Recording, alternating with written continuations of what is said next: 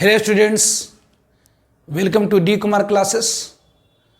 तो आज हम लोग जीओसी लेक्चर नंबर 33 करेंगे।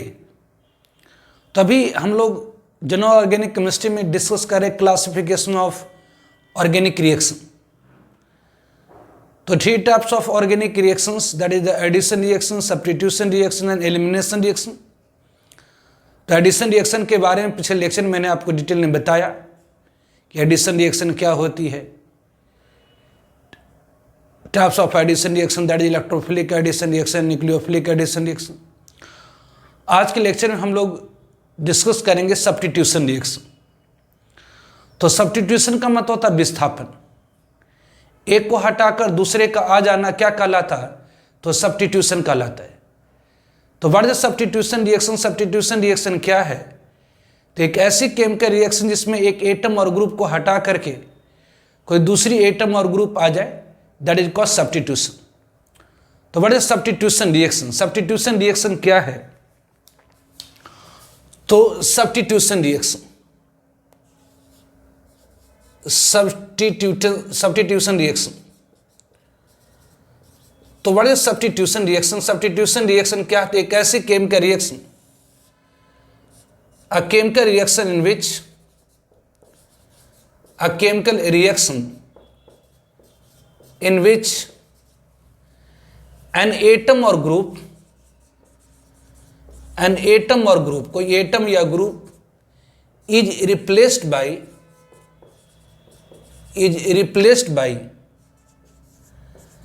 another atom or group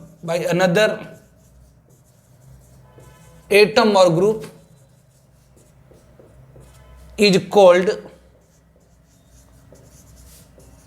substitution reaction. तो what is substitution reaction? Substitution मतलब विस्थापन। एक को हटाकर दूसरे का आ जाना क्या कहलाता है? तो सब्स्टिट्यूशन कहलाता है। तो एक ऐसी केमिकल रिएक्शन जिसमें एन एटम और group is replace by another atom और group is called substitution reaction. Suppose that is, आप कह सकते हैं कि अगर ए बी कोई सबस्टेट है और इसे अगर कोई रीजन क्यू से हमने रिएक्शन कराया तो क्यू क्या करे? तो बी को हटाकर खुद आ जाए, मतलब यहां पर B is replace by Q. तो ये क्या कहलाएगा? तो substitution.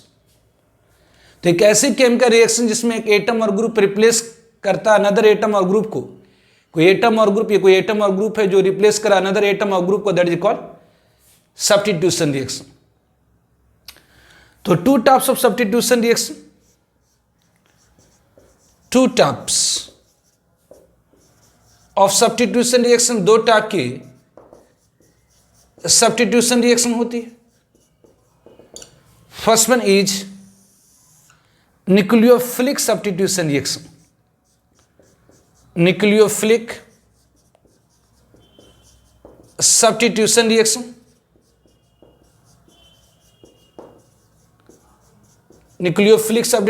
That is SN reaction, nucleophilic substitution reaction.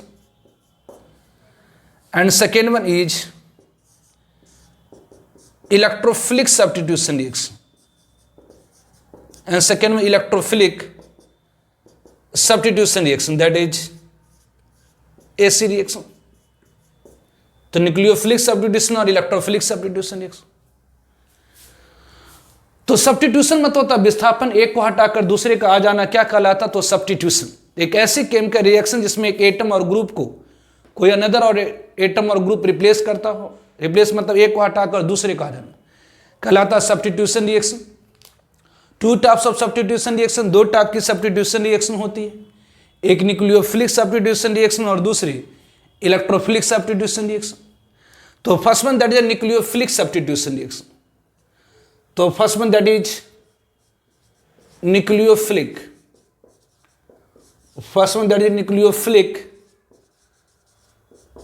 Substitution reaction.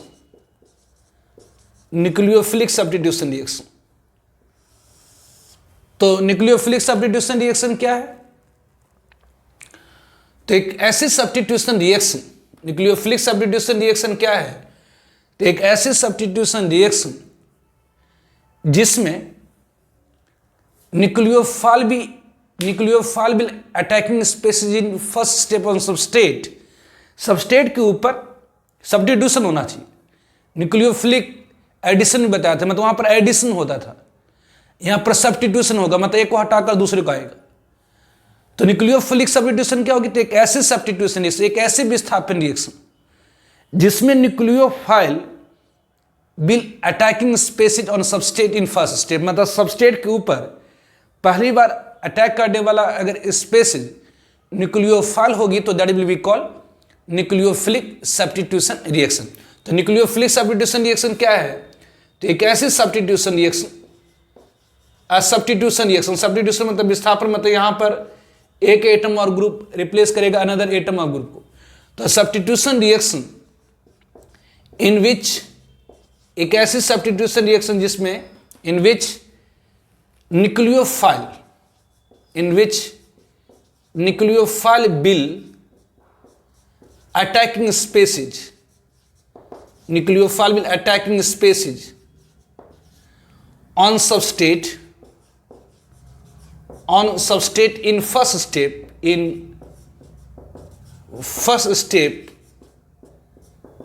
is called, कहलाता क्या है? is called nucleophilic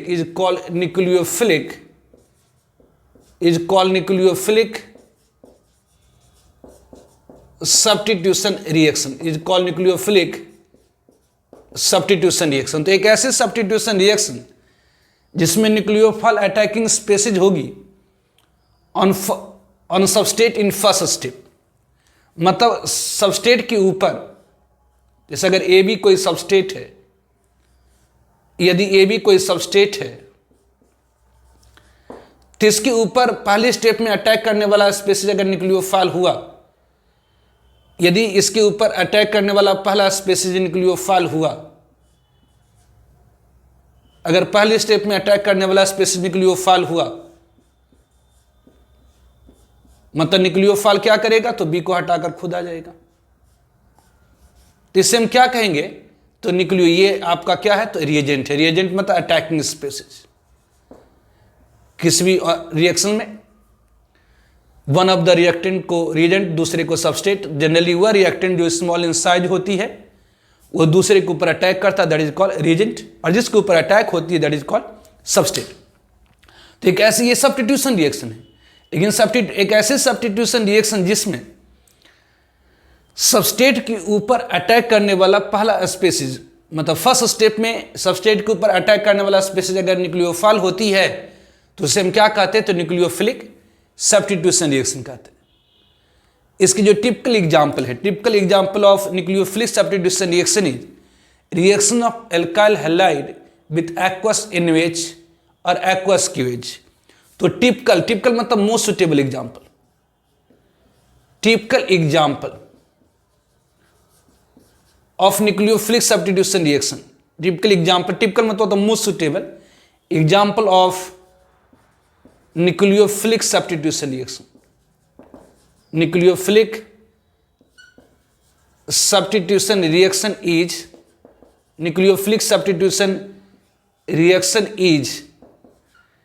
reaction of alkyl halide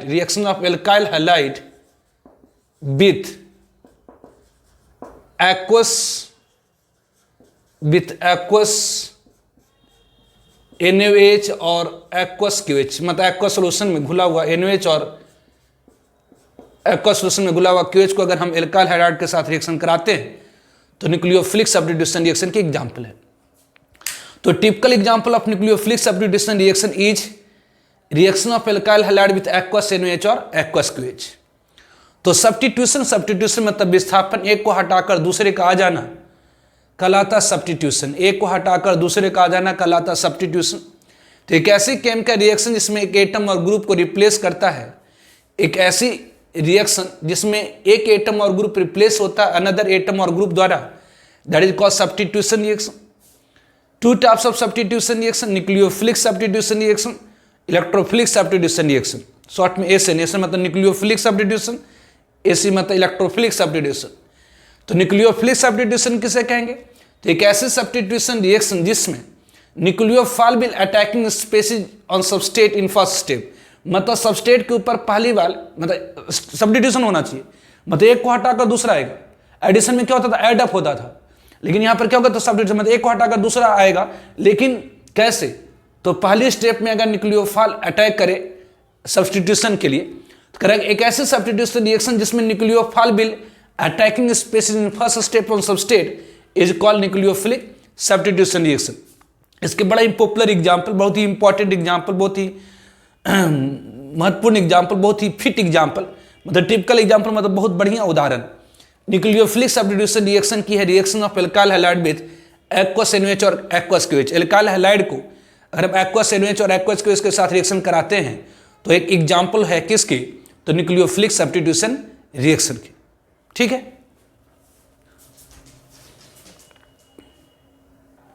तो typical example of nucleophilic substitution reaction is reaction of alkyl halide with aqueous NaOH और aqueous KOH।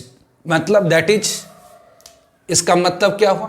That is अगर कोई alkyl halide ले ले RCH2X, X मतलब ये हैलाइड है, फ्लोरीन, क्लोरीन, ब्रोमीन, आयोडीन, इसे अगर हम लोग ट्रीट करा दे एक्वस NaOH के साथ या एक्वस KOH के साथ, तो ये क्या दे देगा? तो this will give you RaCH2OH plus NaX। This, या इसी को आप कह सकते हैं कि एक सॉल्यूशन है, मतलब वाटर के अंदर एल्काइल हैलाइड और एक्वस NaOH को डाल देंगे, मतलब वाटर के अंदर अगर एल्काइल हैलाइड और NaOH को डाल देंगे तो NaOH तो टूट जाएगा Na प्लस और OH माइनस में, तो रिएक्शन कैसे होगी? तो ये RCH2X ऑब्वियसली OH माइनस, यहाँ पर OH माइनस क्या है? तो न्यूक्लियोफाइल है। ये OH माइनस क्या करेगा?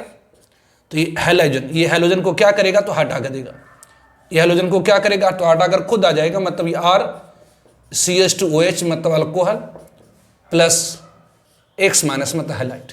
यहाँ पर ये क्या है? तो ये आपकी सबस्टेट है, ये आपकी क्या है? तो सबस्टेट है, और ये आपका क्या? तो अटैकिंग स्पेसीज मतलब रिएजेंट है।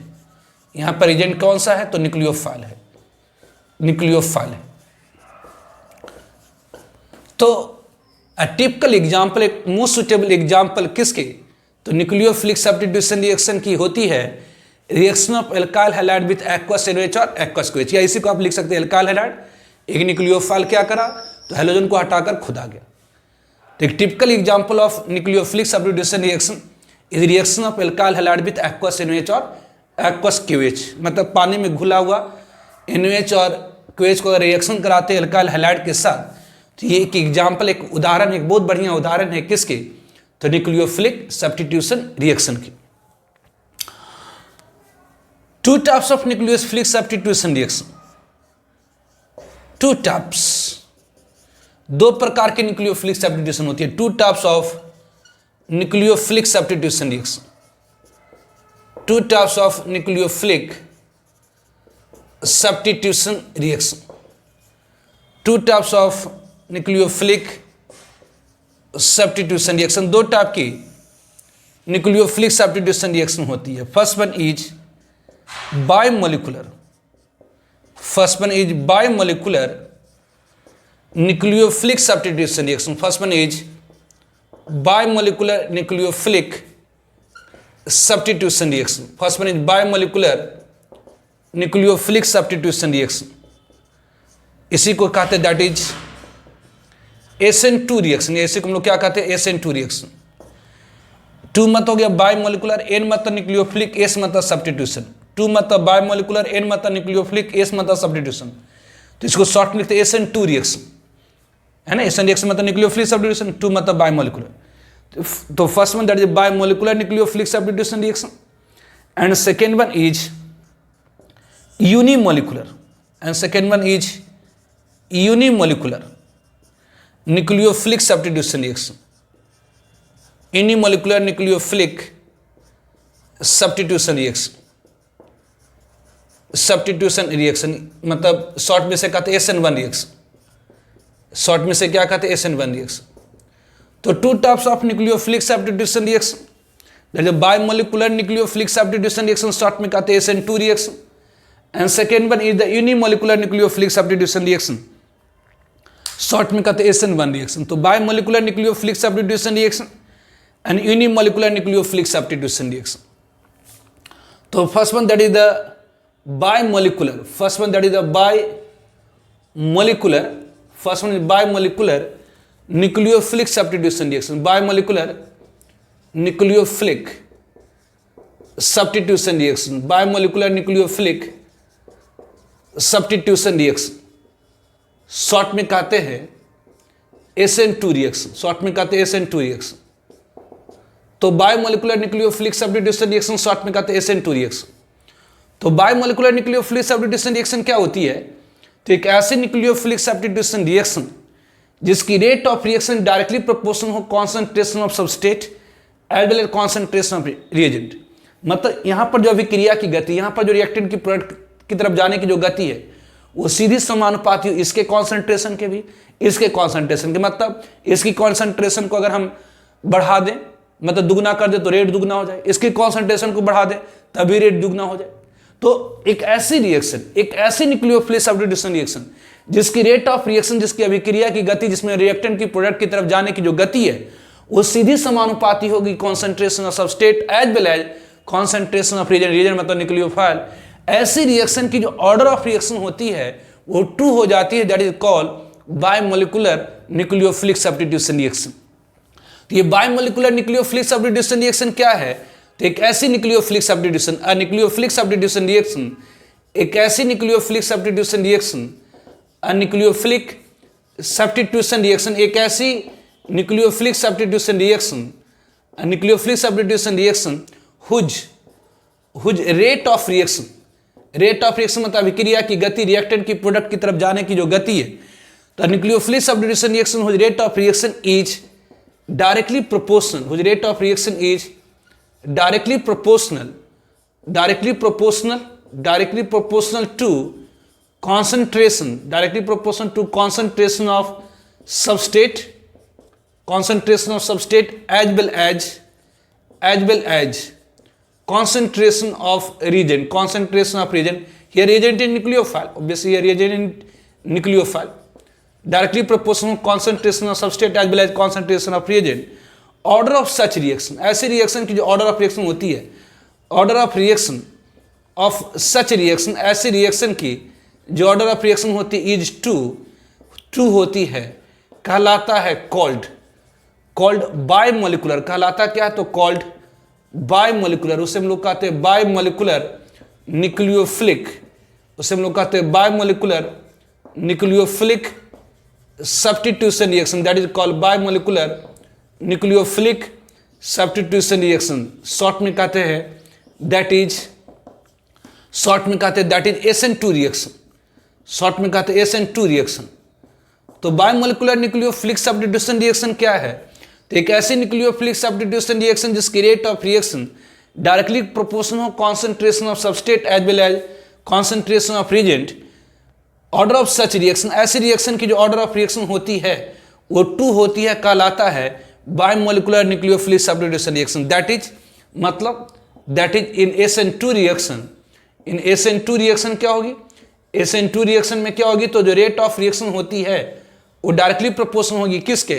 तो concentration of, obviously concentration of substrate, मतलब यहाँ पर एल्काइल हैलाइड है, concentration of substrate as well as concentration of substrate, concentration of substrate to the power 1 कहिए, और concentration of reagent, obviously concentration of reagent यहाँ पर पावर में कितनी? तो 1 होगी। तो यहाँ पर ऑर्डर ऑफ रिएक्शन कितना हो गया? तो ऑर्डर ऑफ रिएक्शन यहाँ कितना हो गया? तो ऑब्वियसली 1 + 1 है ना। ऑर्डर ऑफ रिएक्शन क्या होती है? तो sum of concentration term, sum of power of concentration term, sum of power of concentration term in rate law expression. Chemical kinetic में आपने पढ़ा है कि रेट ला इक्वेशन, ये रेट ला हो गया, ये रासायनिक अभिक्रिया की गति का नियम में जो कॉन्सेंट्रेशन ऑफ रिएक्टेंट होता है उसके पावर को जोड़ दीजिए, वह क्या कहलाता? तो ऑर्डर ऑफ रिएक्शन। तो ऑर्डर ऑफ रिएक्शन क्या होगी? तो 2। तो 2 types of nucleophilic substitution reaction, 2 type की न्यूक्लियोफिलिक सब्स्टिट्यूशन रिएक्शन होती है। एक बायोमोलिकुलर न्यूक्लियोफिलिक सब्स्टिट्यूशन रिएक्शन जिसे शॉर्ट में कहते हैं SN2 रिएक्शन, और दूसरी होती है यूनिमोलिकुलर न्यूक्लियोफिलिक सब्स्टिट्यूशन रिएक्शन जिसे शॉर्ट में कहते हैं SN1 रिएक्शन। तो बायोमोलिकुलर न्यूक्लियोफिलिक सब्स्टिट्यूशन रिएक्शन मतलब SN2 रिएक्शन क्या है? तो एक ऐसी न्यूक्लियोफिलिक सब्स्टिट्यूशन रिएक्शन जिसकी rate of reaction directly proportional हो concentration of substrate as well as concentration of reagent. ऐसी रिएक्शन की जो ऑर्डर ऑफ रिएक्शन होती है वो 2 होती है, कहलाता है bimolecular nucleophilic substitution reaction, short में SN2 रिएक्शन। मतलब SN2 रिएक्शन की जो रेट ऑफ रिएक्शन होती है वो डायरेक्टली प्रोपोर्शनल होगी concentration of substrate as well as concentration of reagent. तो यहाँ पर ऑर्डर ऑफ रिएक्शन कितनी हो गई? तो 2 हो गई। तो बायोमोलिकुलर न्यूक्लियोफिलिक सब्स्टिट्यूशन रिएक्शन में क्या होती है? तो जो रेट ऑफ रिएक्शन होता है वो डिपेंड करता है concentration of substrate as well as concentration of reagent के, मतलब डायरेक्टली प्रोपोर्शनल होता है concentration of substrate as well as concentration of reagent के। इस कारण से ऑर्डर ऑफ रिएक्शन 2 हो जाती है। तो ऐसी रिएक्शन को कहते हैं बायोमोलिकुलर न्यूक्लियोफिलिक सब्स्टिट्यूशन रिएक्शन। ठीक है, तो typical example of SN2 reaction, SN2 reaction की मोस्ट सुटेबल एग्जांपल। तो typical example of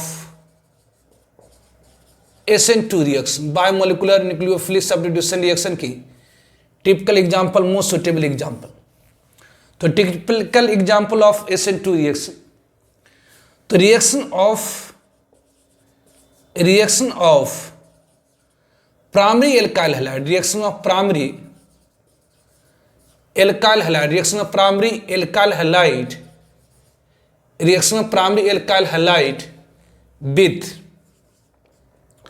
reaction of primary alkyl halide with aqueous NaOH, primary alkyl halide, ध्यान दीजिए primary alkyl halide with aqueous NaOH और aqueous KOH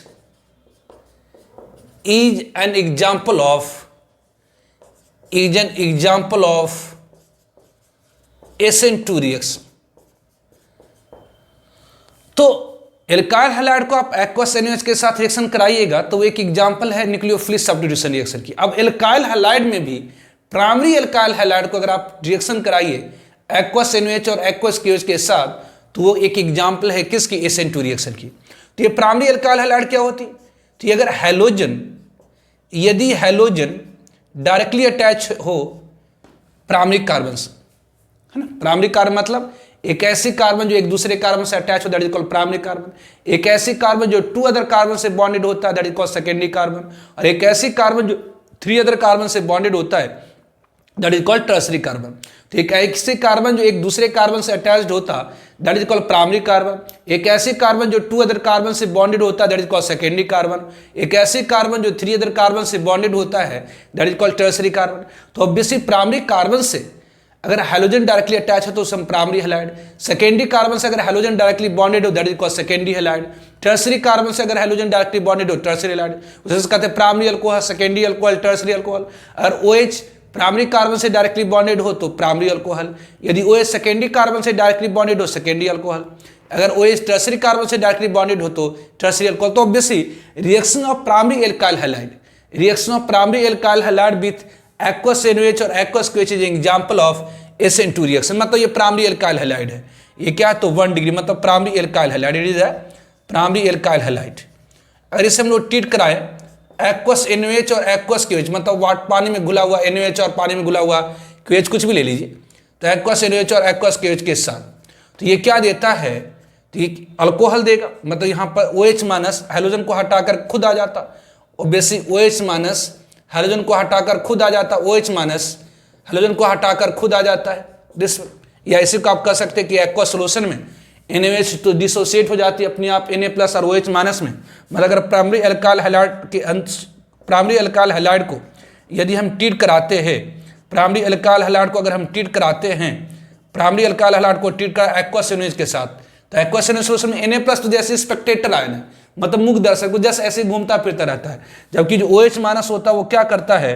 तो ये halogen को हटा करके खुद आ जाता। मतलब ये RC, ये H, ये H, ये obviously OH plus X minus.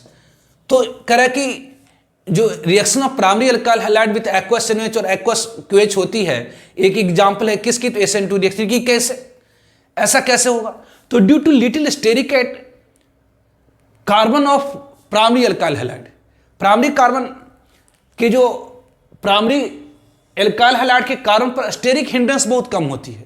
ये आपका क्या है, तो ये आपका ये कार्बन है, ऑब्वियसली ये एल्काइल ग्रुप है, ये हाइड्रोजन है, ये हाइड्रोजन है, और ये क्या है, तो हैलोजन है। ये आपकी प्राइमरी एल्काइल हैलाइड है।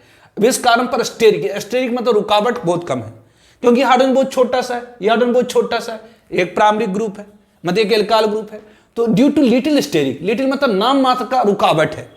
अब देखिए हैलोजन की इलेक्ट्रॉन नेगेटिविटी कार्बन से ज्यादा होती है, हैलोजन की इलेक्ट्रॉन नेगेटिविटी कार्बन से ज्यादा होती है, जिसके कारण क्या होगा, हैलोजन अपने इलेक्ट्रॉन के अलावा कार्बन के इलेक्ट्रॉन अपनी तरफ खिसका कर रखेगा। तो अगर हैलोजन अपने इलेक्ट्रॉन के अलावा कार्बन के इलेक्ट्रॉन अपनी तरफ खिसका कर रखे, तो यहाँ पर लिटिल नेगेटिव चार्ज, और इसके ऊपर क्या होगा, तो लिटिल पॉजिटिव चार्ज, यहाँ लिटिल नेगेटिव चार्ज, यहाँ पर लिटिल पॉजिटिव चार्ज। ये प्राइमरी एल्काइल हैलाइड है। तो अगर प्राइमरी एल्काइल हैलाइड में एक्वस सिरिंज को डाल देंगे, तो ऑब्वियसली सोल्यूशन के अंदर जो OH माइनस होगी, सोल्यूशन के अंदर जो OH माइनस होगी, सोल्यूशन के अंदर जो OH माइनस होगी, वो क्या करेगा, तो इस कार्बन के ऊपर बैक साइड से अटैक करेगा, इस कार्बन के ऊपर बैक साइड से अटैक करेगा। यहाँ पर OH माइनस क्या करेगा, तो इस कार्बन के ऊपर बैक साइड से अटैक करेगा, और जो हैलोजन होगी वो फ्रंट साइड से क्या होगी, तो डिपार्ट करेगी।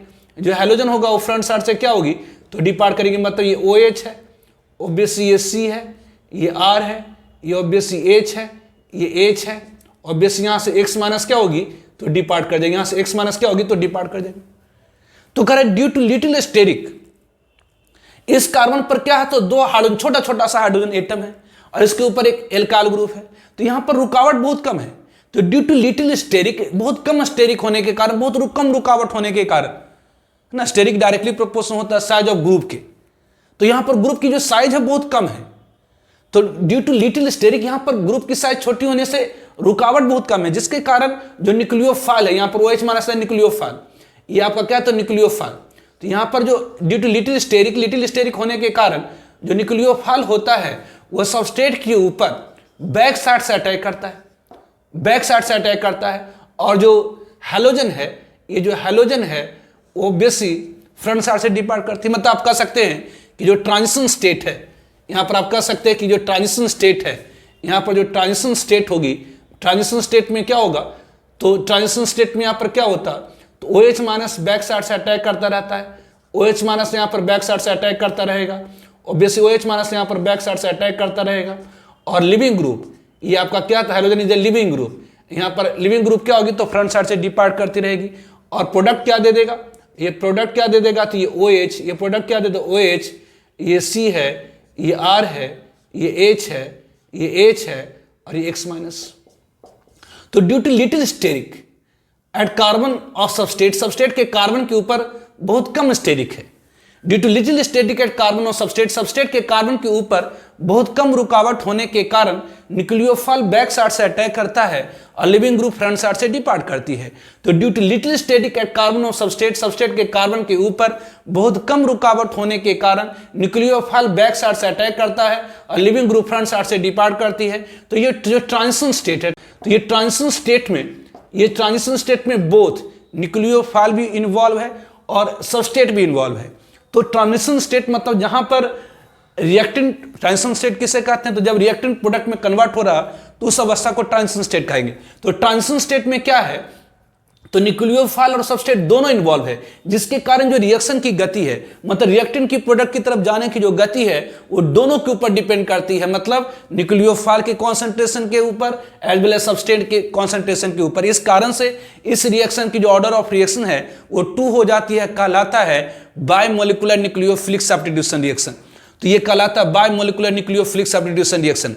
तो typical example of SN2 reaction, typical example of SN2 reaction, the reaction of primary alkyl halide with aqueous NaOH और aqueous KOH is an example of SN2 reaction। जो रिएक्शन होती है प्राइमरी एल्काइल हैलाइड के aqueous NaOH और aqueous KOH के साथ, एक example है किसकी, तो SN2 रिएक्शन की, मतलब बायमोलिकुलर न्यूक्लियोफिलिक सब्स्टिट्यूशन रिएक्शन की। कि ऐसा क्यों, क्योंकि प्राइमरी एल्काइल हैलाइड में ऐसा क्या होता है कि SN2 रिएक्शन हो जाती है, तो प्राइमरी एल्काइल हैलाइड के जो कार्बन के ऊपर बहुत कम स्टेरिक होती। क्यों, क्योंकि यहाँ पर एक छोटा ये 2 हाइड्रोजन छोटा छोटा एटम है। अगर यहाँ पर हाइड्रोजन को हटाकर एक बड़ा सा ग्रुप आ जाता, एक और बड़ा सा ग्रुप हो जाता, तब यहाँ पर स्टेरिक हो जाती, रुकावट पैदा हो जाती है ना। जो स्टेरिक हिंड्रेंस होती है वो डायरेक्टली प्रोपोर्शनल होती है साइज ऑफ ग्रुप के। जितना बड़ा ग्रुप का साइज होगा उतनी रुकावट क्रिएट करेगा। तो ऑब्वियसली अगर बड़ा बड़ा ग्रुप हो जाता तो न्यूक्लियोफाइल यहाँ पर बैक साइड से अटैक नहीं कर पाता। तो यहां पर न्यूक्लियोफाइल बैक साइड से अटैक कर रहा है, लिविंग ग्रुप फ्रंट साइड से डिपार्ट करिए। It is the leaving group. ये आपका क्या है, ये आपकी लिविंग ग्रुप है। ये आपका क्या है, तो इसे हम लोग कहते हैं लिविंग ग्रुप। ये आपका क्या है, तो लिविंग ग्रुप है। ये आपका क्या है, तो लिविंग ग्रुप है। ये आपका लिविंग ग्रुप है। ये आपका लिविंग ग्रुप है। ये आपका क्या, तो लिविंग ग्रुप है। ये आपका क्या, तो लिविंग ग्रुप है। तो ऑब्वियसली न्यूक्लियोफाइल बैक साइड से अटैक कर रहा है, लिविंग ग्रुप फ्रंट साइड से डिपार्ट करिए। ऐसा क्यों हो पा रहा, ऐसा क्यों हो पा रहा, तो ऐसा इसलिए हो पा रहा क्योंकि कार्बन के सबस्ट्रेट के ऊपर ऑब्वियसली स्टेरिक कम है। स्टेरिक कम होने के कारण प्राइमरी अल्काइल ग्रुप है। अगर ये सेकेंडरी या टर्शियरी अल्काइल ग्रुप होता तो स्टेरिक बहुत ज्यादा हो जाती, न्यूक्लियोफाइल बैक साइड से अटैक नहीं कर पाता, मतलब ट्रांजिशन स्टेट में दोनों इन्वॉल्व नहीं हो पाता, मतलब ये रिएक्शन SN2 नहीं हो पाती। तो typical example of SN2 reaction is reaction of primary alkyl halide with aqueous NH और एक्वस QH। तो ऐसा इसलिए होता है, तो ध्यान रखेंगे, लिख देता हूं मैं से, due to little steric here, यहां पर in primary alkyl halide, obviously in primary 1 degree मतलब primary alkyl halide, primary alkyl halide में क्या होती है, in primary alkyl halide due to little steric, due to little steric at carbon, due to little steric at carbon of substrate, due to little steric at carbon of substrate, due to little steric at carbon of substrate nucleophile जो होती है, nucleophile attack करता है, nucleophile attack from back side, nucleophile attack from back side and leaving group depart, और जो leaving group होती है depart करती है, विस्थापित होती है, डिपार्ट फ्रॉम फ्रंट साइड। तो इन प्राइमरी अल्काइल हैलाइड में due to little steric at carbon of substrate के कार्बन पर स्टेरिक कम होने के कारण न्यूक्लियोफाइल अटैक करता है from back side and leaving group depart from front side. So in transition state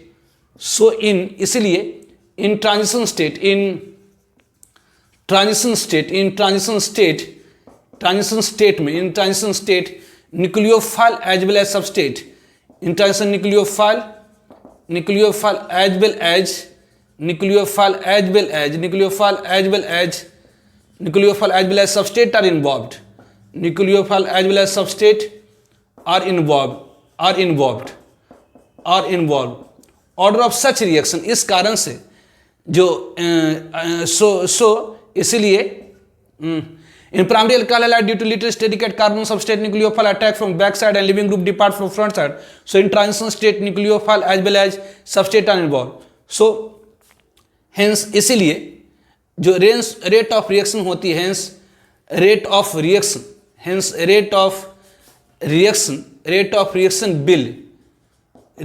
reaction will directly proportional, इसलिए जो रेट ऑफ रिएक्शन होती है अतः जो रेट ऑफ रिएक्शन होगी डायरेक्टली प्रोपोर्शनल होगी किसके, तो concentration, directly proportional to concentration of substrate as well as reagent, concentration of substrate as well as reagent मतलब nucleophile, nucleophile. So order of reaction will what, तो 2। सो order of reaction क्या होगी, सो order of reaction क्या हो जाएगी, तो order of reaction will 2। यहां पर order of reaction is equal to क्या हो जाएगी, तो 2 हो जाएंगी। तो typical example of SN2 reaction is reaction of primary alkyl halide with aqueous NH और aqueous QH। Primary alkyl halide को अगर आप एक्वस NH और एक्वस QH के साथ रिएक्शन कराएंगे तो एक एग्जांपल होता है किसका, तो SN2 रिएक्शन का।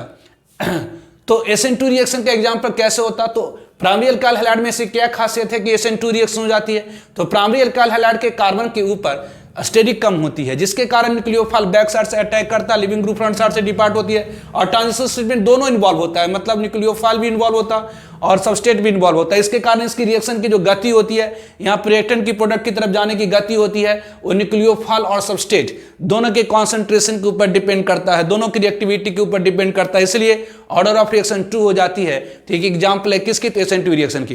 तो reaction of alkyl halide with aqueous NH example है न्यूक्लियोफिलिक सब्स्टिट्यूशन रिएक्शन। उसमें भी जो प्राइमरी अल्काइल हैलाइड होती है,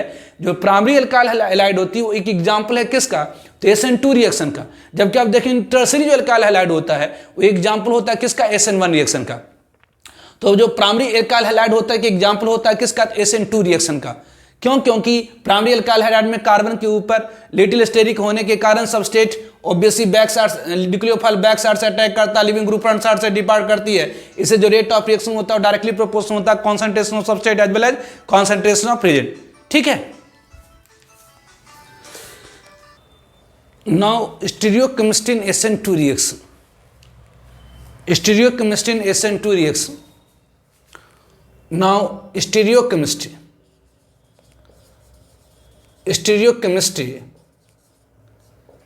in SN2 reaction, SN2 reaction में स्टीरियोकेमिस्ट्री। तो stereochemistry in SN2 reaction, SN2 reaction में स्टीरियोकेमिस्ट्री। तो in SN2 reaction, in SN2 reaction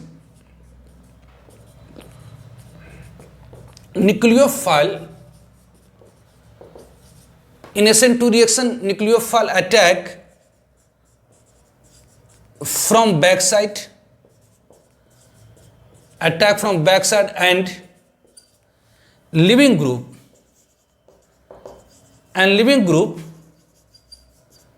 depart from front side, so इसीलिए inversion of configuration, so inversion मतलब उल्टा हो जाना, inversion of configuration take place, inversion of configuration take place. That is, इसका मतलब क्या हुआ, दैट इज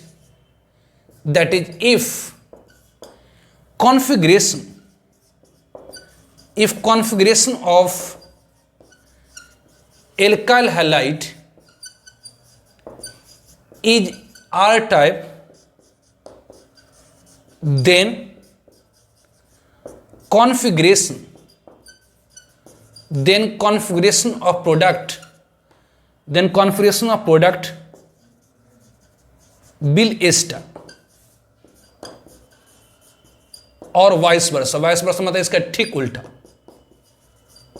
लेकिन SN2 रिएक्शन क्या होती है, तो न्यूक्लियोफाइल अटैक करता है बैक साइड से और लिविंग ग्रुप डिपार्ट करती है फ्रंट साइड से, जिसके कारण इन्वर्जन ऑफ कॉन्फिगरेशन हो जाती है। इन्वर्जन मतलब उल्टा हो जाता है, जैसे छाता होता है ना जी, जैसे ये आपका इस तरह से है, ऑब्वियसली यहाँ पर इस तरह से है, ये है एल्काइल हैलाइड, सपोज ये एल्काइल हैलाइड है ना, ये आपका एल्काइल हैलाइड है, इस तरह से एल्काइल हैलाइड है। तो बेसी जब ये एल्काइल हैलाइड है, अगर ये एल्काइल हैलाइड है मतलब ये हैलाइड है, एल्काइल ग्रुप, ये हाइड्रोजन है, तो यदि न्यूक्लियोफाइल बैक साइड से अटैक करेगा तो ये तो यहाँ से निकल जाएंगे, ये से यहाँ से निकल गई तो ये निकल करके ये क्या होगा, इन्वर्ट हो जाएगा, मतलब ऐसे हो जाएगा, यहाँ से ऐसे निकल गया और ये इधर से आके जुड़ गया, ये तो इन्वर्जन ऑफ कॉन्फिगरेशन हो जाती है। मतलब जो पहले ऐसे था, जो पहले configuration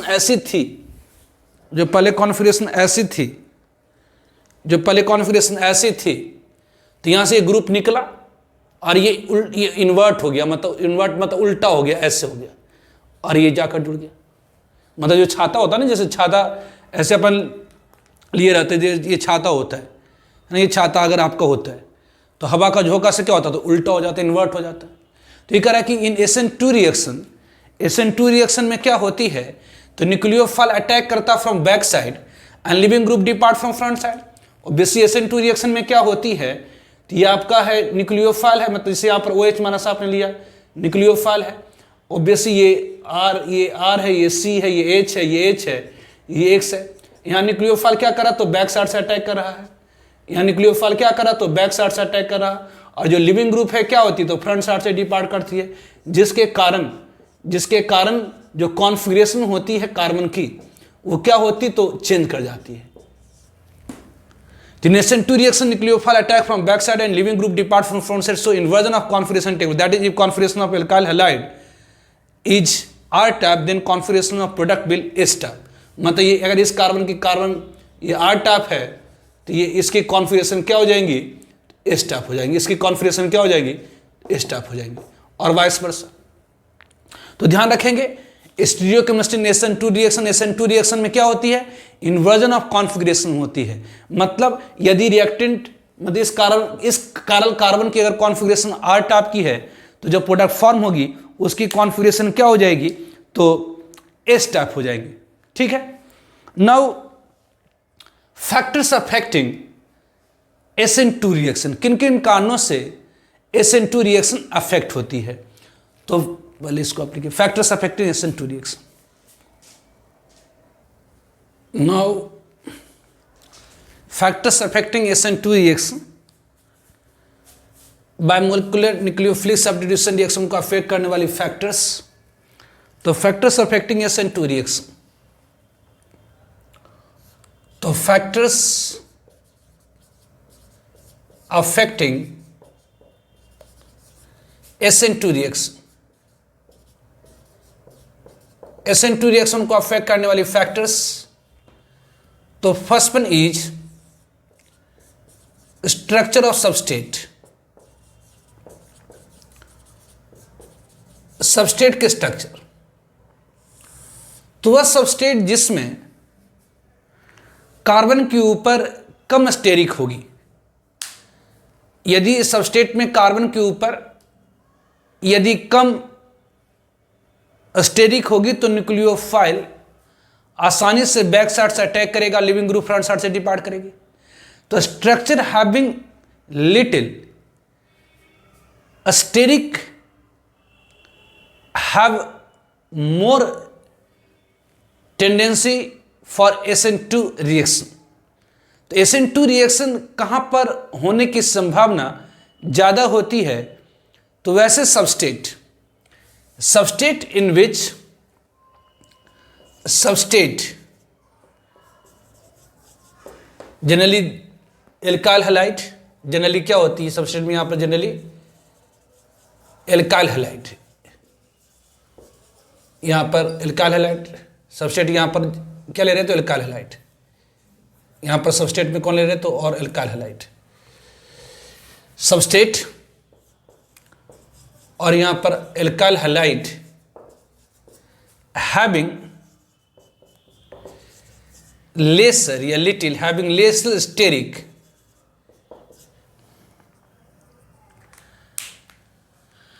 have lesser steric have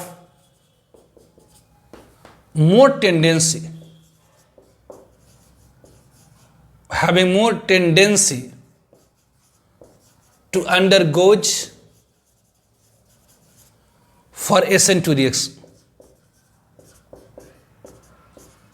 तो वैसे सबस्टेट या वैसे एल्काइल हैलाइड जिसमें लेसर स्टेरिक हिंडेंस होगी, तो सबस्टेट और alkyl halide lesser steric have more tendency for SN2 reaction to undergo for SN2 reaction.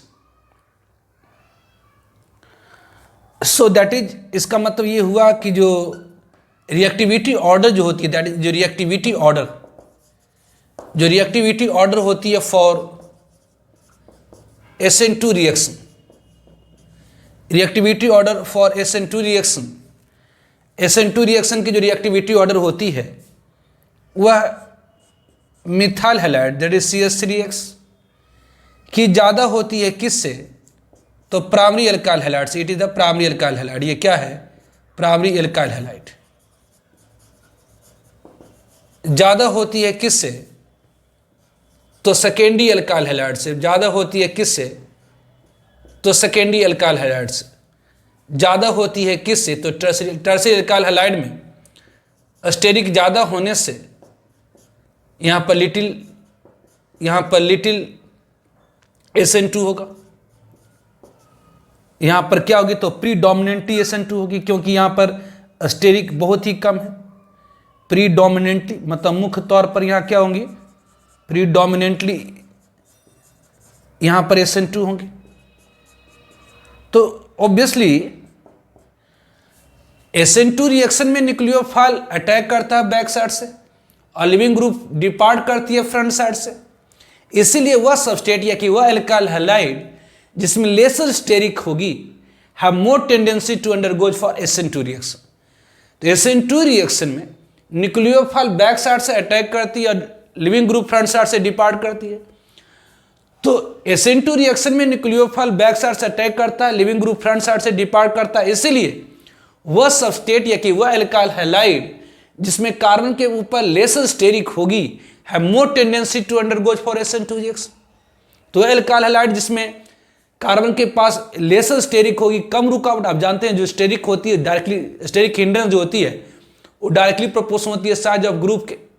तो जितनी छोटा एटम ऑफ ग्रुप होता है, हाइड्रोजन तो बहुत छोटा, सबसे छोटा तो हाइड्रोजन ही है, सारे एटम ऑफ ग्रुप में सबसे छोटा हाइड्रोजन। तो ये ऑब्वियसली इस कार्बन पर 3 हाइड्रोजन मतलब स्टेरिक नहीं के बराबर है, जिसके कारण यहां पर आराम से न्यूक्लियोफाइल बैक साइड से आएगा और लिविंग ग्रुप फ्रंट साइड से डिपार्ट करेंगे।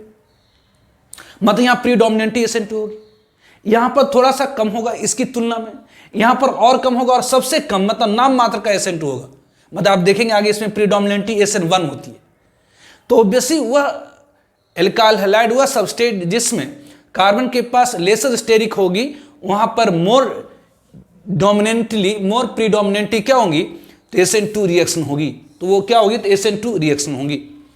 तो फैक्टर्स अफेक्टिंग SN2 रिएक्शन में first one is the structure of substrate. Now second one is दूसरी फैक्टर जो SN2 रिएक्शन को अफेक्ट करता है, that is nature of leaving group. Now second one is the nature of leaving group. Second one is the nature of leaving group, nature of leaving group. Second one is the nature of leaving group. तो better be leaving group, obviously यहां पर क्या होता है, SN2 reaction में क्या होती है, ये न्यूक्लियोफाइल है, ये न्यूक्लियोफाइल है और ये सबस्टेट है। न्यूक्लियोफाइल बैक साइड से अटैक करता है और ये लिविंग ग्रुप फ्रंट साइड से डिपार्ट करती है और ये प्रोडक्ट फॉर्म हो जाता है दिस वन, ये। तो बेटर बी लिविंग ग्रुप जितना आसानी से ग्रुप इस सबस्टेट को छोड़ जाए, उतनी ज्यादा रेट ऑफ न्यूक्लियोफिलिक सब्स्टिट्यूशन होगी। तो बेटर बिल लिविंग ग्रुप, जितनी बेटर होगी लिविंग ग्रुप, जितनी बेटर होगी leaving group, better will leaving group, greater bill उतनी ज्यादा होगी क्या, तो ग्रेटर बिल उतनी ज्यादा होगी क्या, तो greater will rate of nucleophilic substitution by SN2 reaction, greater will rate of SN2 reaction. तो जितनी ज्यादा बेटर होगी लिविंग ग्रुप, मतलब ये ग्रुप जितनी ज्यादा आसानी से सबस्टेट को छोड़ दे, ये ग्रुप जितना आसानी से इसको छोड़ दे, ये ग्रुप जितनी आसानी से सबस्टेट को छोड़ दे, उतनी ज्यादा रिएक्टिविटी होगी न्यूक्लियोफिलिक सब्स्टिट्यूशन की, मतलब उतनी ज्यादा रिएक्टिविटी होगी SN2 रिएक्शन की। तो कौन सी ग्रुप इस सबस्टेट को आसानी से छोड़ेगा, तो ये ग्रुप जितनी ज्यादा, ऑब्वियसली अगर कोई ग्रुप सबस्टेट को छोड़े, अगर स्टेबलाइज हो जाए, छोड़ने के बाद अगर मोर स्टेबिलिटी होगा तो आसानी से छोड़ेगा। ऑब्वियसली घर छोड़ने के बाद घर आप क्यों छोड़ेंगे, जॉब लग जाए, मतलब जितनी ज्यादा स्टेबल होगी उतनी ज्यादा, ऑब्वियसली अगर मान लिया जाए कि आपको अच्छी जॉब बाहर लग गई तो आप आसानी से घर को छोड़ देंगे, और बहुत छोटा मोटा जॉब लगा तो आप नहीं छोड़ना चाहेंगे। मतलब कहने का यह है कि ये बाहर जाने के बाद जितना ज्यादा स्टेबल होगा वो उतना आसानी से छोड़ेगा। मतलब greater will stability of leaving group, higher will leaving ability. तो नेचर ऑफ लिविंग ग्रुप, तो obviously better will leaving group, greater will rate of, जितना आसानी से छोड़ेगा उतनी ज्यादा रिएक्टिविटी होगी। तो कौन बेटर लिविंग ग्रुप होती है, तो जो लिविंग एबिलिटी होती है ग्रुप की, जो लिविंग एबिलिटी होती है of a group directly proportional होती है किसके, तो स्टेबिलिटी के। मतलब जितनी ज्यादा स्टेबल होगी ग्रुप की, स्टेबिलिटी ऑफ ग्रुप, जितनी ज्यादा स्टेबिलिटी होगी ग्रुप की, उतनी बेटर लिविंग ग्रुप होगी, उतनी बेटर लिविंग ग्रुप होगी। तो जैसे फॉर एग्जांपल अगर आप कहिए जो लिविंग एबिलिटी होती है, लिविंग एबिलिटी जो लिविंग एबिलिटी होती वो I माइनस की ज्यादा होती है किससे, Br माइनस से ज्यादा होती है किससे, तो Cl माइनस ज्यादा होती है F माइनस से। क्यों, क्योंकि I माइनस में क्या है, तो I सबके ऊपर -1 चार्ज है, लेकिन आयोडीन की साइज बड़ी होने से जो चार्ज अपॉन एरिया है, चार्ज अपॉन एरिया को क्या कहेंगे तो charge density, charge upon area को क्या कहेंगे तो चार्ज डेंसिटी। तो जो चार्ज डेंसिटी होती है, जो चार्ज डेंसिटी होती है, जो चार्ज डेंसिटी होती है किसकी, तो यहां पर I माइनस की जो चार्ज डेंसिटी होती है यहां पर क्या है तो I माइनस की कम होती है किससे, तो Br माइनस से कम होती है किससे, तो Br माइनस से कम होती है किससे, तो Cl माइनस से कम होती है F माइनस से। सबके ऊपर तो चार्ज 1 यूनिट है ही, लेकिन आयोडीन की साइज बड़ी होने से, एरिया बड़ी होने से, चार्ज सब में तो यहां भी 1 है, यहां भी तो कांस्टेंट है, यहां भी 1 है, यहां भी 1, यहां भी 1 है, लेकिन एरिया क्या है तो आयोडीन की साइज बड़ी होने से जो चार्ज डेंसिटी है, इकाई क्षेत्रफल पर जो चार्ज की मात्रा है वो कम है। तो चार्ज डेंसिटी यहां पर सबसे कम है, उससे ज्यादा यहां है, उससे ज्यादा यहां है, उससे ज्यादा यहां पर है। तो ज्यादा चार्ज डेंसिटी होने से या कि ज्यादा चार्ज होने से क्या होती तो स्टेबिलिटी घट जाती है।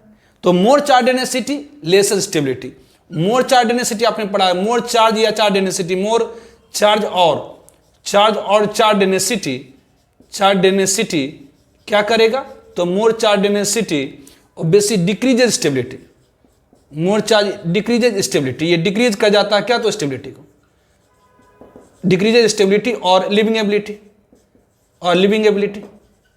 तो ध्यान रखेंगे दूसरी फैक्टर जो रेट ऑफ SN2 रिएक्शन को अफेक्ट करता है that the nature of leaving group. जितनी बेटर लिविंग ग्रुप होगी उतनी ज्यादा रेट ऑफ SN2 रिएक्शन होगी, जितनी बेटर लिविंग ग्रुप होगी, जितनी बेटर लिविंग ग्रुप होगी उतनी ज्यादा रेट ऑफ SN2 रिएक्शन होगी, जितनी बेटर लिविंग ग्रुप होगी उतनी ज्यादा रेट ऑफ SN2 रिएक्शन होगी।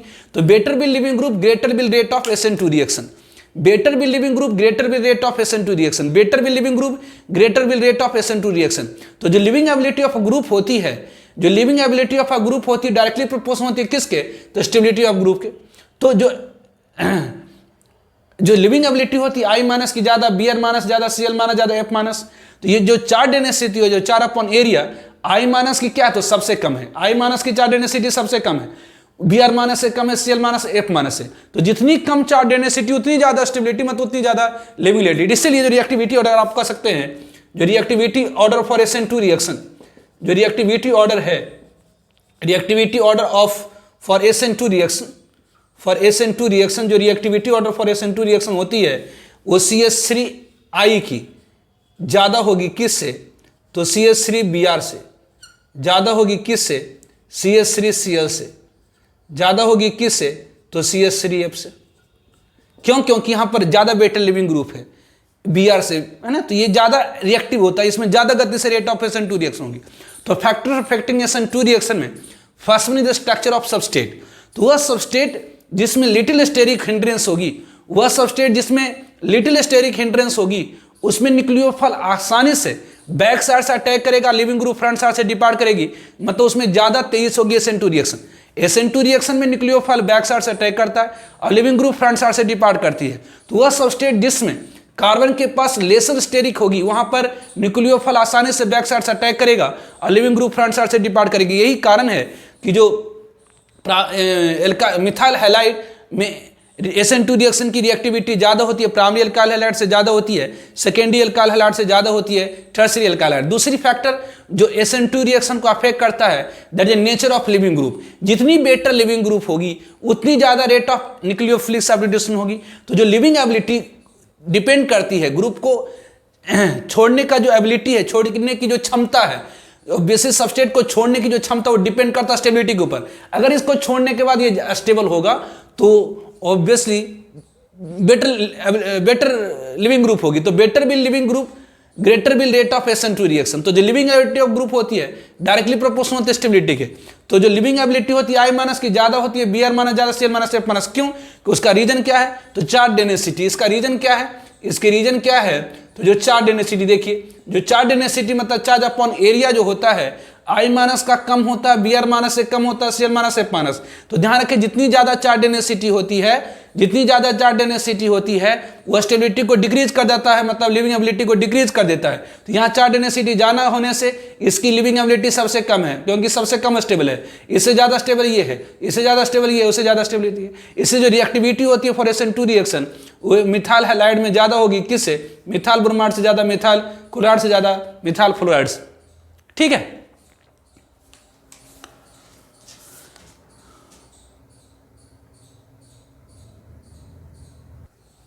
Now third factor which affect SN2 reaction is nucleophilicity.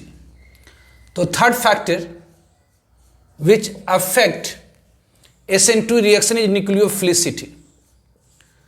Nucleophilicity, ये न्यूक्लियोफिलिसिटी क्या होती है? तो reactivity of nucleophile, reactivity of nucleophile, reactivity of nucleophile is called, कहलाती क्या है? तो is called nucleophilicity, is called nucleophilicity. तो reactivity of nucleophile is called nucleophilicity. तो अब देख रहे हैं कि SN2 रिएक्शन में न्यूक्लियोफाइल अटैक करता है बैक साइड से और लिविंग ग्रुप डिपार्ट करती है फ्रंट साइड से। और इन ट्रांजिशन स्टेट, और ट्रांजिशन स्टेट में क्या होती? तो न्यूक्लियोफाइल और सबस्टेट दोनों इन्वॉल्व होता है। न्यूक्लियोफाइल और सबस्टेट दोनों इन्वॉल्व होता है। इस कारण से न्यूक्लियोफिलिसिटी अफेक्ट करता है रेट ऑफ SN2 रिएक्शन। तो बेसी इन SN2 रिएक्शन में क्या है? तो SN2 रिएक्शन में न्यूक्लियोफाइल इन्वॉल्व होती है। Nucleophile is involved in transition state, so इसीलिए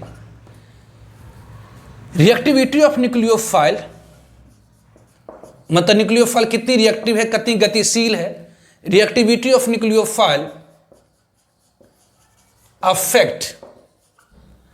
affect rate of SN2 reaction. तो in SN2 reaction nucleophile is involve in transition state, इसलिए न्यूक्लियोफाइल की जो रिएक्टिविटी है वो अफेक्ट करता है रेट ऑफ SN2 रिएक्शन। जितनी ज्यादा रिएक्टिव होगी न्यूक्लियोफाइल उतनी ज्यादा गति होगी रेट ऑफ SN2। तो ग्रेटर बिल रिएक्टिविटी या के nucleophilicity, greater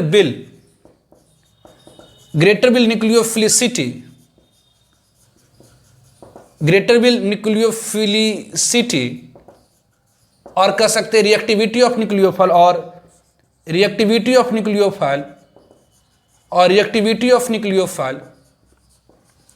greater will nucleophilicity और reactivity of nucleophile, higher bill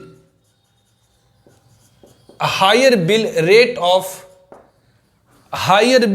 of SN2 reaction, उतनी ज्यादा क्या होगी? तो higher will rate of SN2 reaction. तो जितनी ज्यादा न्यूक्लियोफिलिसिटी होगी, मतलब रिएक्टिविटी ऑफ न्यूक्लियोफाइल होगी, जितनी ज्यादा रिएक्टिविटी ऑफ न्यूक्लियोफाइल होगी उतनी रेट ऑफ SN2 रिएक्शन होगी। तो तीसरी फैक्टर जो रेट ऑफ SN2 रिएक्शन को अफेक्ट करता है न्यूक्लियोफिलिसिटी। तो reactivity of nucleophile is called nucleophilicity. तो SN2 रिएक्शन में न्यूक्लियोफाइल इन्वॉल्व्ड है। इन SN2 reaction nucleophile is involve in transition state, so reactivity of nucleophile affect rate of SN2 reaction. जितनी ज्यादा nucleophilicity होगी, मतलब रिएक्टिविटी ऑफ न्यूक्लियोफाइल होगी, उतनी ज्यादा रेट ऑफ SN2 रिएक्शन होगी। तो बेसी जो न्यूक्लियोफिलिसिटी होती है, ध्यान रखिए, जो न्यूक्लियोफिलिसिटी होती है 4 न्यूक्लियोफाइल की ज्यादा होती है। न्यूक्लियोफिलिसिटी होती है, न्यूक्लियोफिलिसिटी ऑफ चार्ज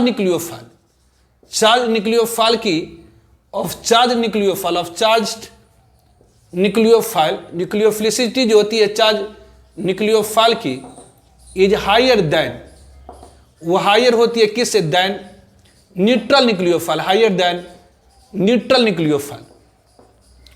तो जो चार्ज न्यूक्लियोफाइल की न्यूक्लियोफिलिसिटी होती है वो हायर होती है किससे? तो न्यूट्रल न्यूक्लियोफाइल से। जैसे अगर फॉर एग्जांपल कहें कि जो न्यूक्लियोफिलिसिटी जो होगी, जो न्यूक्लियोफिलिसिटी होती है, न्यूक्लियोफिलिसिटी OH माइनस की ज़्यादा होती है, OH माइनस की ज़्यादा होती है H2O से, NH2 माइनस की ज़्यादा होती है NH3 से। तो ध्यान रखेंगे जो चार्ज न्यूक्लियोफाइल की जो न्यूक्लियोफिलिसिटी ज्यादा होती है न्यूट्रल न्यूक्लियोफाइल से। अब चार्ज में भी greater will amount of negative charge on nucleophile, greater will amount of negative charge, जितनी ज्यादा अमाउंट होगी नेगेटिव चार्ज की, जितनी ज्यादा मात्रा होगी नेगेटिव चार्ज की, हायर बिल उतनी ज्यादा क्या होगी, तो higher will nucleophilicity, higher will nucleophilicity.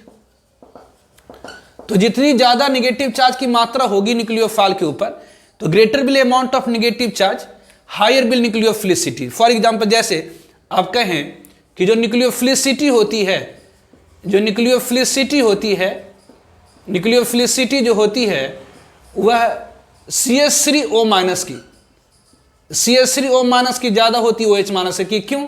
क्योंकि ये जो CH3 होता है वो नेगेटिव चार्ज की मात्रा को बढ़ाता है ऑक्सीजन के ऊपर, जिसकी है ना, ये इंडक्टिव इफेक्ट से इलेक्ट्रॉन को पुश करता है, इलेक्ट्रॉन मतलब नेगेटिव चार्ज को पुश करता है, नेगेटिव चार्ज की मात्रा बढ़ा दिया, तो इसलिए जो न्यूक्लियोफिलिसिटी होगी CH3O माइनस की ज्यादा होगी OH माइनस से। उसी से आप कह सकते हैं तो greater will amount of negative charge या charge density, greater will amount of negative charge और चार्ज डेंसिटी, और चार्ज डेंसिटी, और कह सकते हैं आप charge density, charge density, charge density, charge density higher will उतनी हायर होती है, हायर बिल न्यूक्लियोफिलिसिटी।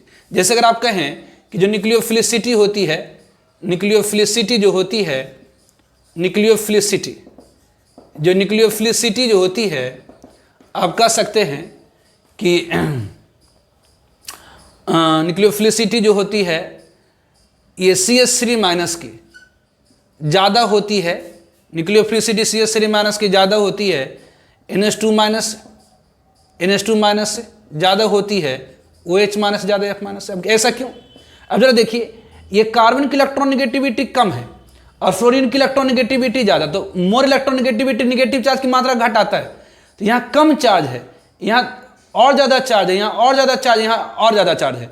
तो आपको मैंने बताया था जो मोर इलेक्ट्रॉन नेगेटिविटी होता है वो नेगेटिव चार्ज की मात्रा घट आता है। तो यहाँ फ्लोरीन की इलेक्ट्रॉन नेगेटिविटी ज़्यादा है, इससे नेगेटिव चार्ज की मात्रा कम होगी। ऑक्सीजन की इलेक्ट्रॉन नेगेटिविटी फ्लोरीन की तुलना में कम है, इससे नेगेटिव चार्ज की मात्रा ज़्यादा होगी। इसकी इलेक्ट्रॉन नेगेटिविटी और कम है तो नेगेटिव चार्ज की मात्रा और ज़्यादा होगी। कार्बन की इलेक्ट्रॉन नेगेटिविटी इन सब में सबसे कम है, इसलिए नेगेटिव चार्ज की मात्रा सबसे ज़्यादा होगी। तो यहाँ पर चार्ज की मात्रा ज़्यादा, इसलिए न्यूक्लियोफिलिसिटी ज़्यादा है, इससे ज़्यादा है, इससे ज़्यादा है, इससे। उस तरह से आप कह सकते हैं जो न्यूक्लियोफिलिसिटी होती है F माइनस की ज़्यादा होती है Cl माइनस से, जो न्यूक्लियोफिलिसिटी होती है F माइनस की ज़्यादा होती है Cl माइनस ज़्यादा, Br माइनस ज़्यादा, I माइनस की। क्यों? तो आप देखिए फ्लोरीन की साइज छोटी है तो इकाई क्षेत्रफल पर जो चार्ज की मात्रा होगी वो ज़्यादा होगी, मतलब चार्ज डेंसिटी इसकी ज़्यादा है, Cl माइनस से ज़्यादा है, Br माइनस से ज़्यादा है, किससे? तो I माइनस से। तो तीसरी फैक्टर जो रेट ऑफ SN2 रिएक्शन को अफेक्ट करता है दैट इज द न्यूक्लियोफिलिसिटी। तो न्यूक्लियोफिलिसिटी क्या होती है? तो reactivity of nucleophile is called nucleophilicity. Nucleophile की अटैक करने की जो गति है वही उसकी न्यूक्लियोफिलिसिटी कहलाती है। तो SN2 रिएक्शन में न्यूक्लियोफाइल इन्वॉल्व्ड है किसमें? तो ट्रांजिशन स्टेट में। इसलिए जो रिएक्टिविटी ऑफ न्यूक्लियोफाइल होती है वो रेट ऑफ SN2 रिएक्शन को प्रभावित करता है। जितनी ज़्यादा न्यूक्लियोफिलिसिटी होगी, जितनी ज़्यादा रिएक्टिविटी होगी न्यूक्लियोफाइल की, उतनी ज़्यादा रेट ऑफ SN2 रिएक्शन होगी।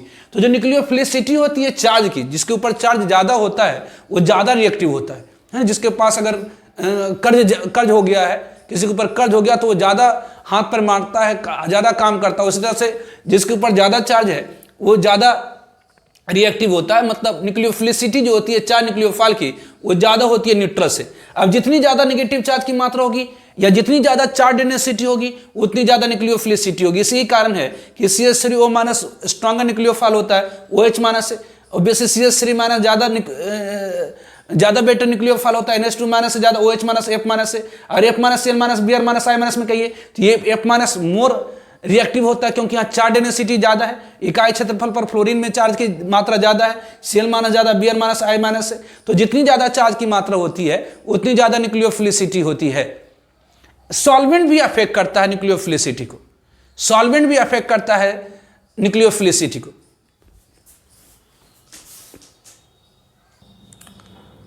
तो solvent also affect nucleophilicity, solvent affect करता न्यूक्लियोफिलिसिटी। अब ध्यान रखेंगे, note solvent also affect nucleophilicity. Solvent also affect nucleophilicity. Solvent nucleophilicity को अफेक्ट करता है. फॉर एग्जाम्पल जैसे इन अप्रोटिक सॉल्वेंट, अप्रोटिक सॉल्वेंट मतलब solvent in which hydrogen is not directly attached to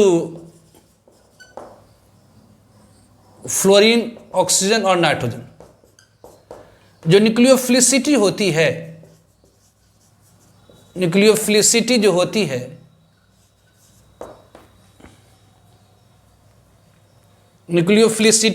है वह F माइनस की ज़्यादा होती है, Cl माइनस ज़्यादा होती है, Br माइनस ज़्यादा होती है, I माइनस. तो अप्रोटिक सॉल्वेंट, अप्रोटिक मतलब जिसमें हाइड्रोजन डायरेक्टली अटैच नहीं हो. किससे? तो फ्लोरीन, ऑक्सीजन, नाइट्रोजन. जैसे आपकी एसीटोन, एसीटोन में है बहुत सारा हाइड्रोजन, एसीटोन में है बहुत सारा हाइड्रोजन, लेकिन बहुत सारा हाइड्रोजन है, लेकिन कोई भी हाइड्रोजन ऑक्सीजन से डायरेक्टली अटैच नहीं है. तो अप्रोटिक सॉल्वेंट में जो न्यूक्लियोफिलिसिटी होती है F माइनस की ज्यादा होगी, मतलब जिसके ऊपर ज्यादा चार्ज डेंसिटी, जिसके पास जितनी ज्यादा नेगेटिव चार्ज की मात्रा उतनी ज्यादा रिएक्टिविटी. तो अप्रोटिक सॉल्वेंट मतलब solvent in which hydrogen is not directly attach to fluorine, oxygen, nitrogen. जैसे एसीटोन है, इसमें है बहुत 6 हाइड्रोजन, लेकिन कोई भी हाइड्रोजन ऑक्सीजन से डायरेक्टली अटैच नहीं है. मतलब ये हो गया अप्रोटिक, है बहुत सारा हाइड्रोजन, लेकिन कोई भी हाइड्रोजन डायरेक्टली अटैच नहीं है. किससे? तो ऑक्सीजन से. तो अप्रोटिक सॉल्वेंट में जो न्यूक्लियोफिलिसिटी होती है वो क्या होती है? तो जिसके पास जितनी ज्यादा चार्ज डेंसिटी है उतनी ज्यादा न्यूक्लियोफिलिसिटी है, जिसके पास जितनी ज्यादा नेगेटिव चार्ज की मात्रा उतनी ज्यादा रिएक्टिविटी है. लेकिन इन प्रोटिक सॉल्वेंट किसे कहते हैं?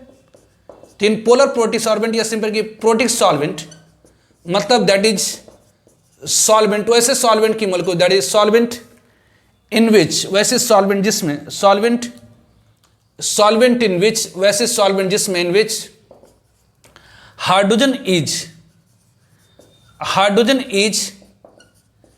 Directly attached, hydrogen directly attached है किससे? तो to fluorine, oxygen, nitrogen. Is call कहलाता क्या है? Is call protic solvent. उसे हम लोग क्या कहते हैं? तो प्रोटिक सॉल्वेंट कहते हैं. तो प्रोटिक सॉल्वेंट में जो न्यूक्लियोफिलिसिटी होती है, प्रोटिक सॉल्वेंट में जो न्यूक्लियोफिलिसिटी हो जाती है, प्रोटिक सॉल्वेंट में जो न्यूक्लियोफिलिसिटी हो जाती है, जो रिएक्टिविटी ऑफ न्यूक्लियोफाइल होती है, जो न्यूक्लियोफिलिसिटी होती वो F माइनस की कम होती है Cl माइनस से. प्रोटिक सॉल्वेंट के एग्जांपल जैसे आपके वाटर, अल्कोहल, इटसे. तो न्यूक्लियोफिलिसिटी F माइनस की कम जाती है, Cl माइनस ज्यादा कम होती है, Br माइनस से कम होती है, माइनस. तो सॉल्वेंट ऑल्सो अफेक्ट न्यूक्लियोफिलिसिटी. तो इन अप्रोटिक सॉल्वेंट जो न्यूक्लियोफिलिसिटी होती है, मतलब इसके ऊपर ज्यादा चार्ज की मात्रा, उसकी ज्यादा रिएक्टिविटी. लेकिन प्रोटिक सॉल्वेंट क्या है? तो वह सॉल्वेंट की मॉलिक्यूल जिसमें फ्लोरीन, ऑक्सीजन, नाइट्रोजन से हाइड्रोजन डायरेक्टली अटैच्ड है, that is called protic solvent. तो प्रोटिक सॉल्वेंट में न्यूक्लियोफिलिसिटी F माइनस की कम गई. ऐसा क्यों हुआ? तो F माइनस से क्या होता है? F माइनस में फ्लोरीन के ऊपर चार्ज डेंसिटी ज्यादा है, जिसके कारण बहुत सारा प्रोटिक सॉल्वेंट की जो मॉलिक्यूल होती है, जिसके कारण बहुत सारे जो प्रोटिक सॉल्वेंट की मॉलिक्यूल होती है, ऑब्वियसली ये क्या होता है? तो इससे बॉन्ड कर जाता. क्यों? क्योंकि इसके ऊपर चार्ज डेंसिटी ज्यादा, हाइड्रोजन के ऊपर पॉजिटिव चार्ज, हाइड्रोजन के ऊपर पॉजिटिव चार्ज, हाइड्रोजन के ऊपर पॉजिटिव चार्ज, हाइड्रोजन के ऊपर पॉजिटिव चार्ज. तो इसको क्या करा? तो ये बॉन्ड कर लिया, जिसके कारण क्या हो गई? तो इसकी रिएक्टिविटी घट गई. अब इसको चारों तरफ से प्रोटिक सॉल्वेंट की मॉलिक्यूल घेर करके रख लिया, मतलब इसकी अटैक करने की जो गति है, इसकी जो रिएक्टिविटी है वो घट गई. तो कह रहा जो nucleophilicity also affect rate of SN2 reaction. ऐसा क्यों होता? तो SN2 रिएक्शन के ट्रांजिशन स्टेट में न्यूक्लियोफाइल इन्वॉल्व है. SN2 रिएक्शन के ट्रांजिशन स्टेट में न्यूक्लियोफाइल इन्वॉल्व है। इससे जितनी ज़्यादा रिएक्टिविटी होगी न्यूक्लियोफाइल की उतनी ज़्यादा rate of S N two reaction होगी। तो कौन सी न्यूक्लियोफाइल ज़्यादा रिएक्टिव होगी? तो चार्ज वाला ज़्यादा होता है रिएक्टिव। किससे? तो न्यूट्रल से। अब चार्ज में भी जिसके पास जितनी ज़्यादा चार्ज होगी उतनी ज़्यादा रिएक्टिविटी होगी, उतनी ज़्यादा उसकी न्यूक्लियोफिलिसिटी होगी। तो ग्रेटर भी amount of charge in nucleophile, या कि जितनी ज़्यादा चार्ज डेंसिटी होगी उतनी ज़्यादा रिएक्टिविटी होगी न्यूक्लियोफाइल की, मतलब उतनी ज़्यादा न्यूक्लियोफिलिसिटी होगी। कह रहा solvent also affect nucleophilicity, solvent का भी प्रभाव पड़ता है न्यूक्लियोफिलिसिटी के ऊपर। जैसे कह रहे इन प्रोटी सॉल्वेंट, कि प्रोटी सॉल्वेंट क्या होती है? इन अप्रोटी सॉल्वेंट, अप्रोटिक मतलब इसमें हाइड्रोजन डायरेक्टली अटैच नहीं है फ्लोरीन, ऑक्सीजन और नाइट्रोजन से। कह रहे इन अप्रोटी सॉल्वेंट मतलब वह सॉल्वेंट जिसमें hydrogen not directly attach to fluorine, oxygen, nitrogen से एसीटोन है। इससे फ्लोरीन ऑक्सीजन तो है लेकिन इससे हाइड्रोजन डायरेक्टली इन्वॉल्व बॉन्डेड नहीं, इसलिए इसे हम लोग क्या कहते हैं? अप्रोटी सॉल्वेंट। तो अप्रोटी सॉल्वेंट में जो न्यूक्लियोफिलिसिटी होती है, जिसके ऊपर जितनी निगेटिव चार्ज की मात्रा उतनी ज्यादा न्यूक्लियोफिलिसिटी। लेकिन प्रोटी सॉल्वेंट क्या होती है? तो वह सॉल्वेंट जिसमें हाइड्रोजन डायरेक्टली अटैच है किससे? तो फ्लोरीन, ऑक्सीजन, नाइट्रोजन से, that is called protic solvent, जैसे वाटर, अल्कोहल। तो जो न्यूक्लियोफिलिसिटी उल्टा हो जाता है, ये अप्रोटी सॉल्वेंट में फ्लोरीन की ज्यादा, क्यों? क्योंकि इसके ऊपर ज्यादा निगेटिव चार्ज की डेंसिटी है, मतलब इकाई क्षेत्रफल पर निगेटिव चार्ज की मात्रा ज्यादा होने से इसकी रिएक्टिविटी ज्यादा है, इससे ज्यादा है इससे। लेकिन अब प्रोटी सॉल्वेंट में मतलब सॉल्वेंट की वह मॉलिक्यूल जिसमें हाइड्रोजन डायरेक्टली अटैच है ऑक्सीजन से। तो प्रोटी सॉल्वेंट में क्या होती है? तो जिसके पास ज्यादा निगेटिव चार्ज की डेंसिटी होती है उसे प्रोटी सॉल्वेंट की मॉलिक्यूल क्या करता है? तो सराउंड कर लेता है और रिएक्टिविटी को घटा देता है, इसलिए न्यूक्लियोफिलिसिटी क्या होती है? तो घट जाती है। तो सॉल्वेंट का इफेक्ट पड़ गया। यहां पर एसीटोन के अंदर F- की रिएक्टिविटी ज्यादा है, जबकि उसी F- को अगर आप प्रोटी सॉल्वेंट तो वाटर या अल्कोहल में लीजिएगा तो उसकी रिएक्टिविटी घट गई। मतलब सॉल्वेंट ऑल्सो अफेक्ट न्यूक्लियोफिलिसिटी। तो आज के लेक्चर हम लोग यहीं पर समाप्त करेंगे। नेक्स्ट लेक्चर में हम लोग डिस्कस करेंगे यूनिमोलिकुलर न्यूक्लियोफिलिक सब्स्टिट्यूशन रिएक्शन। ये इंपॉर्टेंट है, बड़ा ही खूब पूछता है। और ये ऑब्वियसली ध्यान रखिएगा, ये एक्चुअली 12th का होता है, एल्काइल हैलाइड इन्वॉल्व है इसमें। तो ये 12th आप अगर ढूंढेंगे तो ये 12th एल्काइल हैलाइड में आपको मिल जाएगा। क्या? तो बायोमोलिकुलर न्यूक्लियोफिलिक सब्स्टिट्यूशन रिएक्शन और यूनिमोलिकुलर न्यूक्लियोफिलिक सब्स्टिट्यूशन रिएक्शन। और ये जेई और नीट दोनों पॉइंट ऑफ व्यू से बड़ा इंपॉर्टेंट है। ठीक है, तो नेक्स्ट लेक्चर में करेंगे यूनिमोलिकुलर न्यूक्लियोफिलिक सब्स्टिट्यूशन रिएक्शन। ठीक है, ओके, बाय।